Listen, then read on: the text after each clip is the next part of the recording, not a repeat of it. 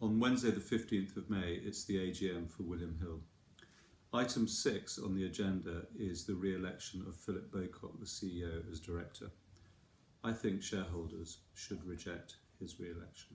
Bocock became CEO in March 2017. He joined the company from Cineworld in 2016. Since Bocock has been CEO, the share price has fallen by 50%. And put that in perspective, that means shareholders have lost £1.8 billion. The most recent annual results, Bocock, as CEO, had to write down the value of the UK retail estate by almost £900 million. And the main cause of this, and the cause of the potential loss of 900 of the 2,300 betting shops, has been a change in government regulations on fixed odd betting terminals. FOBTs, as they're known, have been the mainstay of most of the betting industry's retail estate for a number of years. The regulator, however, about 18 months ago, introduced a potential change in the regulation limiting the maximum stake or the maximum amount that someone could bet, and this came into effect at the beginning of April. The retail estate has typically been William Hill's largest contributor to revenue and its largest component of profits.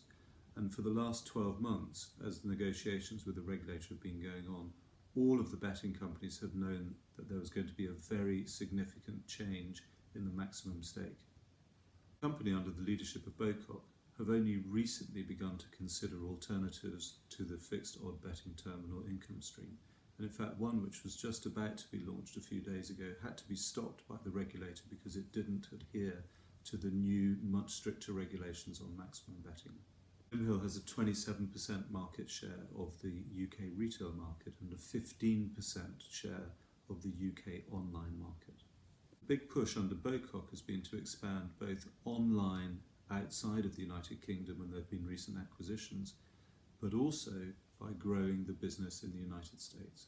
Changes in regulation in the United States will open up this market and the huge potential in terms of numbers of bettors and potential revenue streams that are available. However, it is an extremely competitive market, and every online and retail betting business globally wants to be involved. Whilst there's lots of potential in the US market, it's going to take many years for the revenue streams and profit contributions to replace that which had been coming originally from the UK retail market. Therein lies the problem for shareholders with Bocock as the CEO. He's neither strategic nor opportunistic. He does not have the experience of managing a regulated business, and in particular a regulated business that is in the midst of a very significant change in technology. He lacks intellectual bandwidth. Finally, the smokescreen in the annual report describes the three pillars of the William Hill business: UK retail, online, and the United States. The reality, however, is that the United States contributes almost negligible revenue streams and zero profits to the business, and whilst it has plenty of potential, it's likely to take many years for that potential to be realised, if it's realised at all. Shareholders and employees of William Hill deserve better. They need someone with vision, someone with the experience of operating a regulated industry in the midst of technological change, someone who can deliver from day one, not be paid by shareholders to learn on the job. Use your vote at the AGM to reject item number 6.